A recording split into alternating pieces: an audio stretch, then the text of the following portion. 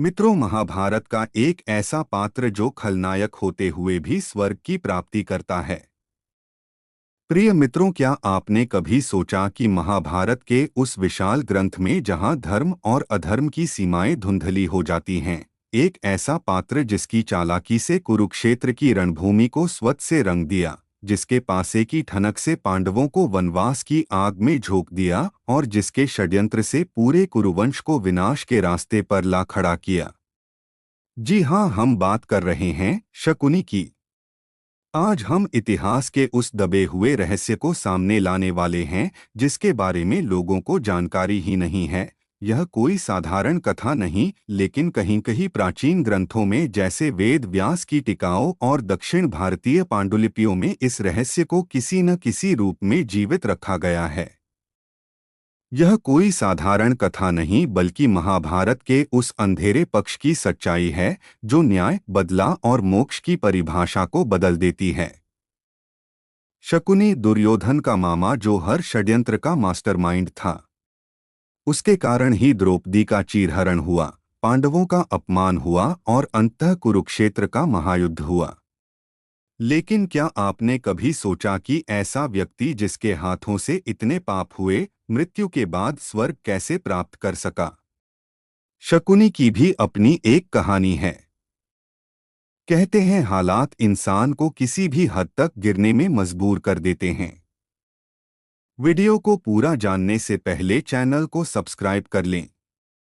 कहानी शुरू होती है गांधार से, जो आज के समय अफगानिस्तान के कांधार के नाम से प्रसिद्ध है, जो राजा सुबल का राज्य था।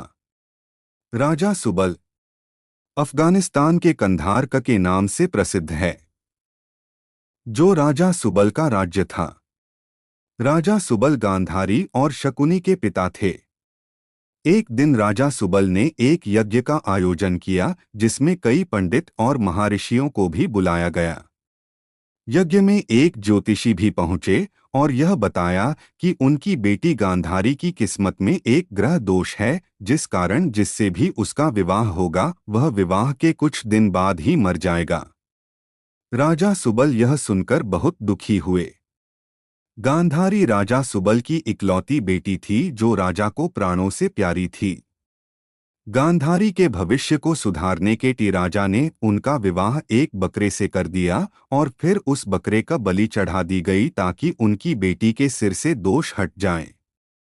अब गांधारी के सिर से यह दोष हट गया था, उनके परिवार वालों को यही लगा था।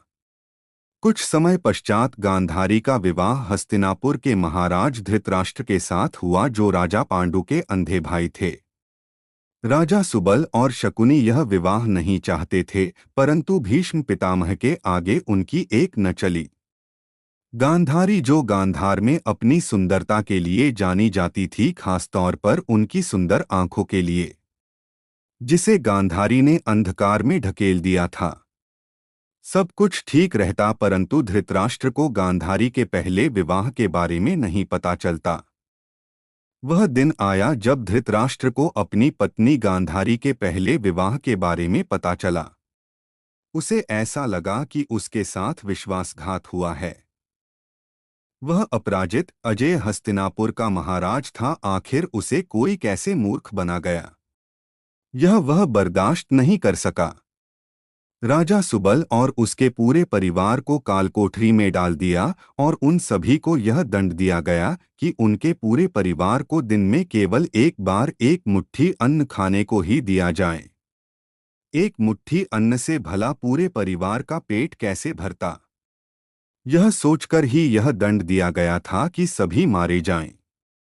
राजा सुबल ने यह सोचा कि यदि मैंने अभी कुछ नहीं किया तो मेरा पूरा परिवार ही खत्म हो जाएगा। तब उसने उपाय सोचा कि हर एक दिन किसी एक को एक मुट्ठी अनाज खाने को मिल जाए तो वह जिंदा बच जाएगा और उसका कुल खत्म नहीं होगा। लेकिन वह कौन होगा? स्वयं राजा सुबल, उनका बड़ा बेटा या कोई अन्य?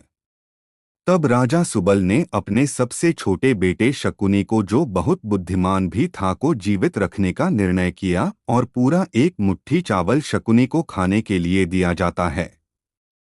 उसने एक एक करके अपने सभी भाइयों को मरते देखा था और अंत में दो लोग बचे, राजा सुबल और शकुनी। गांधार नरेश सुबल बहुत बूढ़े और दुर्बल हो चुके थे। उन्होंने शकुनी को अपने पास बुलाया और जब शकुनी अपने पिता के पास जैसे ही आकर खड़े होते हैं, वैसे ही गांधार नरेश सुबल ने अपनी बची खुची ताकत से अपने लात से शकुनी के घुटने पर लात मारी और शकुनी का घुटना टूट गया। शकुनी दर्द से कराहते हुए अपने पिता से पूछते हैं, ये क्या किया आपने? तब पिता ने कहा, शकुनी तुम इतने अय्याश हो कि यहाँ से निकलते ही थोड़े दिनों में भूल जाओगे कि इस बंदीगृह में तुम्हारे प्रियजनों और तुम्हारे पिता के साथ क्या हुआ था। इसलिए मैंने तुम्हारा घुटना तोड़ दिया कि हर कदम पर तुमको यह याद रहे कि यहाँ जो हुआ है उसका बदला लेने की जिम्मेदारी तुम्हारी है, क्योंकि वो एक मुट्ठी चावल हम सब मिलकर तुम्हें इसीलिए खिला रहे थे कि जब तुम यहाँ से निकलो तो कुरुवंश से हस्तिनापुर से गांधार का बदला ले सको। और अब क्योंकि मैंने तुम्हारा घुटना तोड़ा है, वे तुम्हें अपाहिज बना दिया है, तो तुम्हें एक शक्ति देता देता हूँ, जब मैं मर जाऊं तो मेरा अंतिम संस्कार मत करना बल्कि मेरी हड्डियों से पासा बनवा लेना। जब तुम वो पासा चलोगे तो तुम जो अंक चाहोगे उस पासे से वही अंक दोनों पासे मिलाकर उतने ही अंक उसमें आएंगे।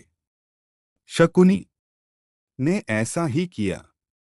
इसलिए शकुनी जीवन भर लंगड़ा कर चलता था। राजा सुबल जब अपने अंतिम समय गिन रहे थे तो उन्होंने धृतराष्ट्र से शकुनी को जीवित छोड़ने की विनती की और धृतराष्ट्र मान भी गए, जो बाद में बहुत बड़ी गलती सिद्ध हुई। शकुनी ने वही किया जिसके लिए उसे जिंदा रखा गया था, अपने वंश के विनाश का बदला लेने के लिए। और उसके पास केवल दो पासे जिसके कारण सारी विषाद बिछी, जो जुआ खेला गया जिसमें पांडव सब कुछ हार गए, यहाँ तक कि द्रौपदी भी हार गयो, उसमें उन्हीं पासों का उपयोग किया गया था।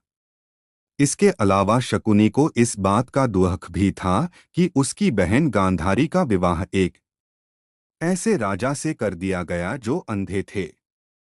शकुनी अपनी बहन गांधारी से बहुत प्यार करता था, इसलिए महाभारत का इतना बड़ा युद्ध रचा गया था। महाभारत के युद्ध के अंत में शकुनी अंतिम दिन तक जीवित था। वह इतना चतुर था कि हर बार मुकाबला करने वालों को चकमा देकर निकल जाता था।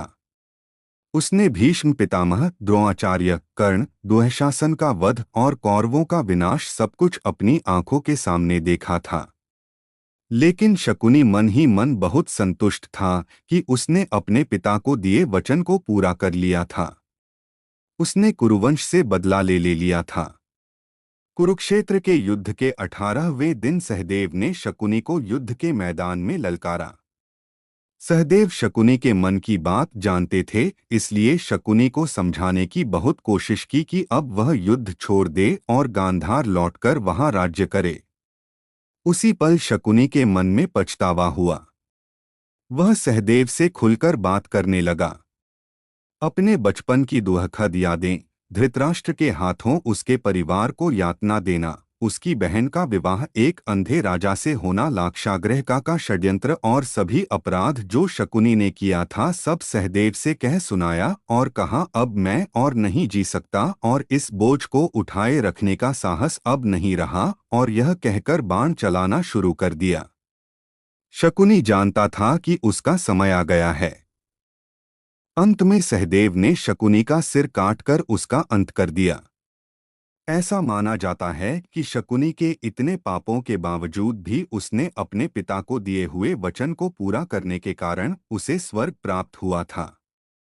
इतना ही नहीं, पूरा एक मंदिर शकुनी के सम्मान में बनाया गया था केरल में। तो मित्रों, ऐसी और जानकारी के लिए चैनल को लाइक, शेयर एंड सब्सक्राइब करें और कमेंट में जय श्री कृष्ण जरूर लिखें।